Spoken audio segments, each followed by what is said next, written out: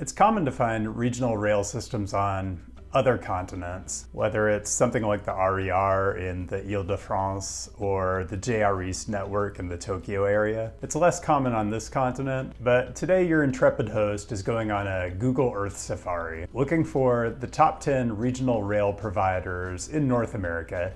And it's up next. This is City Nerd, weekly content on cities and transportation. Viewer-suggested topics strongly encouraged down in the comments. And this is another one I've had several requests for, really ever since I started the channel. It doesn't get much more straightforward than this comment. Video on top 10 commuter rail systems in the US? Quantify it at your discretion. Well, since it's my discretion, I'm just gonna make this as easy as possible. I'm going back to the National Transit Database as a starting point, and again, we're looking at unlinked passenger trips. The NTD does categorize this type of service as commuter rail, even though I think in the urbanism and planning world, we're trying to get away from calling these services commuter, especially with so much working from home during the pandemic. Instead, these are important services for regional mobility and just freedom, particularly for people who are transit dependent, either by circumstance or by choice. As usual, I'm gonna look at 2019 pre-pandemic numbers, but man, I'm hoping we get some new kind of normal looking data soon. And besides the NTD, this is one where I felt like I could probably piece enough other data together to where I could slot in the other regional services in North America. So we will be looking at the whole continent today. And yeah, this is a top 10 list, but there's always a bit of a Trojan horse element to these. So as we go through, I'll briefly touch on network and service characteristics, and we'll talk a little bit about transit-oriented development or lack thereof as we hit each of our 10 stops. I think that's all the preliminaries, so let's just get into it. Number 10 is Caltrain, which carried about 18 million riders in 2019. The key stations here are San Francisco, which we talked about last week,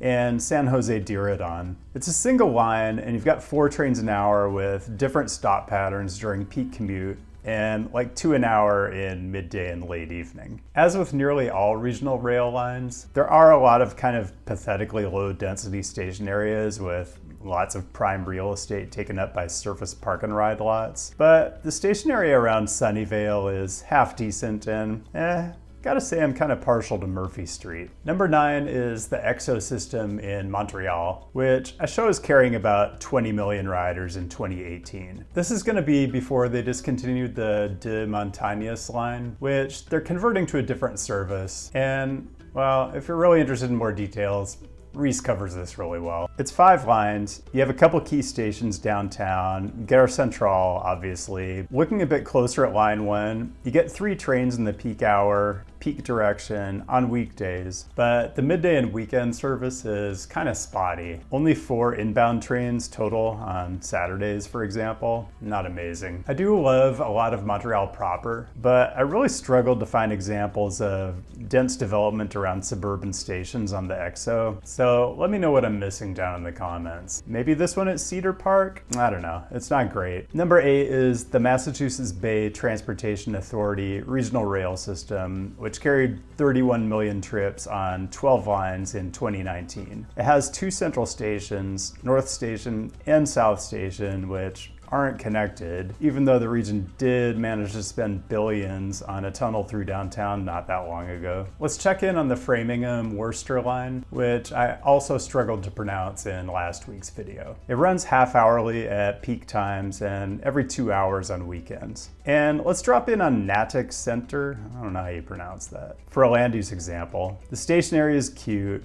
Not really what I'd call traditional TOD, just really what's naturally occurred around the rail stop over time. Number 7 is the Southeast Pennsylvania Transportation Authority, which provided about 35 million trips on 13 lines on the regional rail system in 2019. Unlike Boston, Philadelphia does have a core of connected central stations, 30th Street, Suburban, and Jefferson. Let's zoom in on the Paoli-Thorndale line. It's got 4 trains an hour on different stop patterns at the peak, 2 trains an hour off peak, and hourly on weekends. And for a land use example, let's check out the area around Ardmore Station. Great old main street on Lancaster. You've got some new density, and I'm just always gonna like that mix. Anyway, you start to see a pattern here. As we go up the list and ridership gets higher, it means we're looking at more lines, more stations, and more complex systems. Well, except when we aren't. Welcome to number 6, the Tren Suburbano in the north of Mexico City. It's just a single line with a grand total of 7 stations, but it logged about 57 million trips in 2018. I couldn't find the 2019 numbers, so there's actually a decent chance it should be number 5 on this list. Anyway, your central station is Buena Vista, also the planned Mexico City terminus for the Querétaro high-speed rail line. So yeah, it's a lot of ridership for a single regional line. I don't know what the right metaphor here is, but it just kind of seems like Mexico City is a sponge for any kind of transportation supply you put within the general vicinity. There's just massive latent demand. Anyway, these are pretty great frequencies for regional rail. Every 6 minutes in the peak AM hours, and at the other end of the spectrum, it's every 15 minutes on Sundays. The land development around the suburban stations isn't my favorite, although it is interesting that every station has kind of a mini mall attached to it. Let's check out Lecheria Station. This one has a ped bridge system that gets you over a factory and connects to a Mexibus station. There's supposed to be an extension in the near future to the new Felipe Angeles Airport, which I believe just opened on March 21st. There's also a new line to Toluca under construction, which is maybe more of an intercity since Toluca is really its own metro area of over 2 million. Anyway, there's almost an overwhelming amount of stuff going on in Mexico City related to transportation and urbanism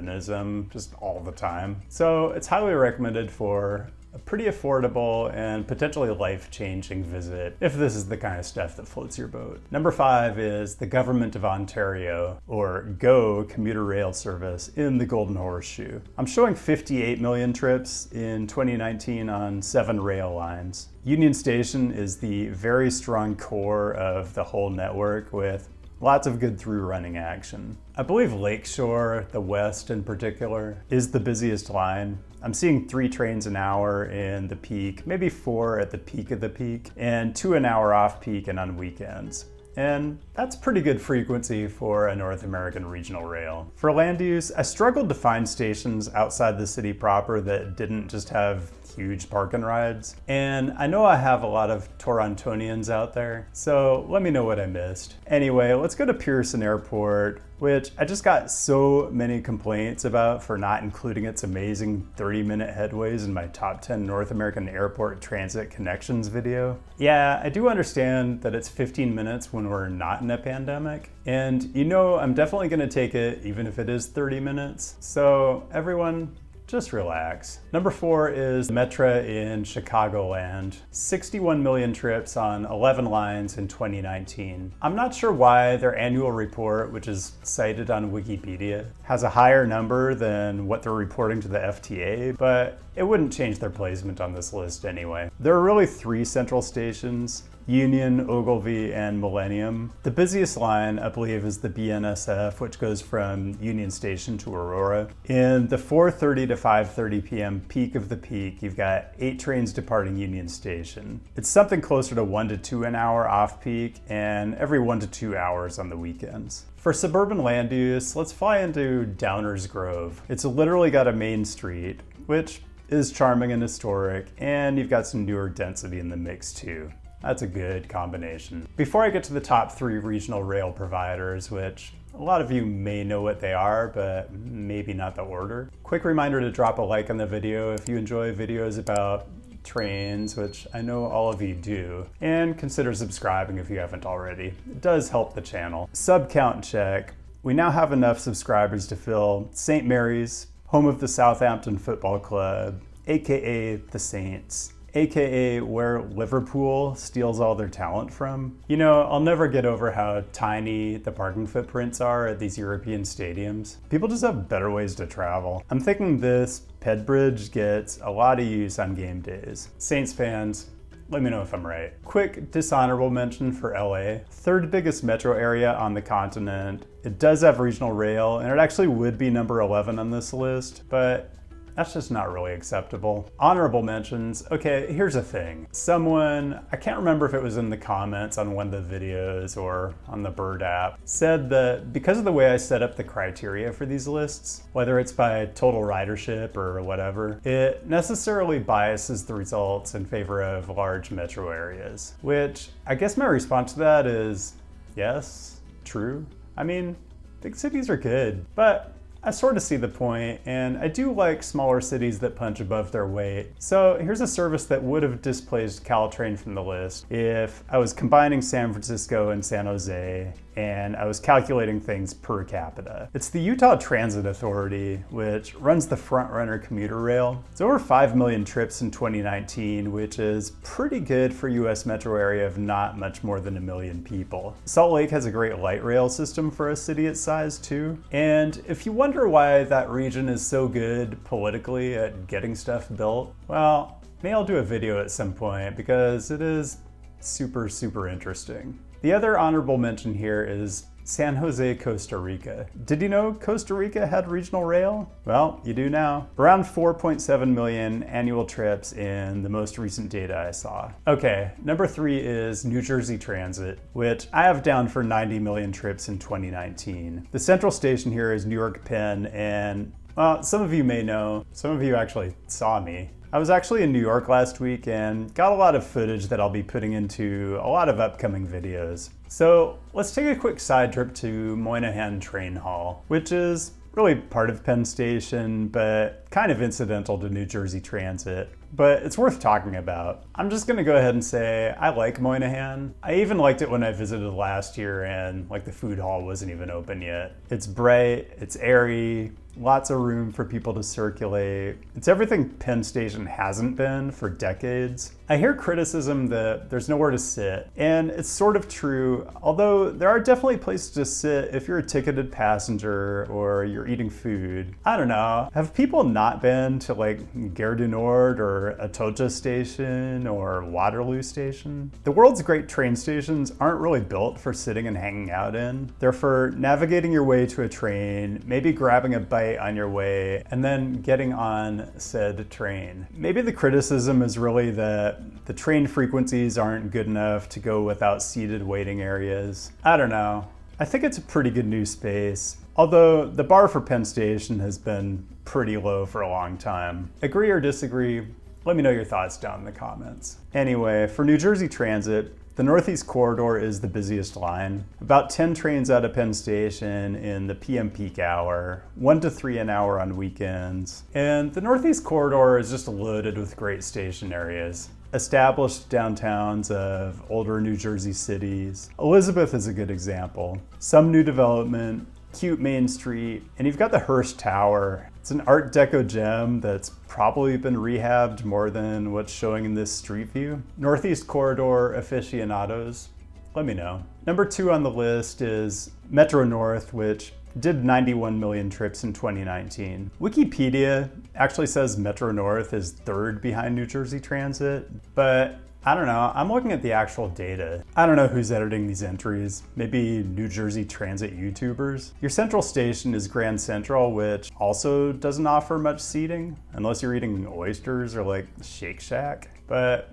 I never hear people complaining about Grand Central. You've got 12 trains leaving Grand Central in the peak hour on the Harlem line, more like 2 to 4 an hour in the off-peak and on weekends. And of course, you've got the Hudson and the New Haven lines as well. For station area land use, let's go out to White Plains. You know, New York is just a bit unique on this list for how well developed the areas around its regional rail stations are. And yeah, a lot of it's historic fabric, but there's new stuff too, and you can kind of see how important these rail connections are to what's sort of an accretion of good suburban land use over time. And number 1 is Long Island Railroad, which carried 114 million trips in 2019. LUR and Metro North are both MTA, so I'm not sure why they report separately, but they do. The central station is New York Penn, but you'll get service into Grand Central once East Side Access is done. later this year, I think. And you can also get trains into Atlantic Avenue in Brooklyn or into Long Island City as well, which are both downtowns of large cities in their own right. For a line frequency example, I went with the Port Jefferson. Out of Penn Station in the PM peak, you've got 8 trains, maybe 3 to 6 trains an hour in the off-peak, and 3 to 4 trains an hour on weekends. For a station area example, let's check out Westbury. Again, surprise, surprise, a mix of good historic urban form along with some newer development. I don't know the demographics of Westbury, but I see Haitian, Dominican, Honduran, and now I'm hungry. That's all I've got. If you use any of these rail systems and you know of any cool service quirks or interesting station areas I missed, let me know down in the comments. And thanks for joining. Keep the great topic suggestions coming. I'll be back with a new episode next week, and I'll see you then.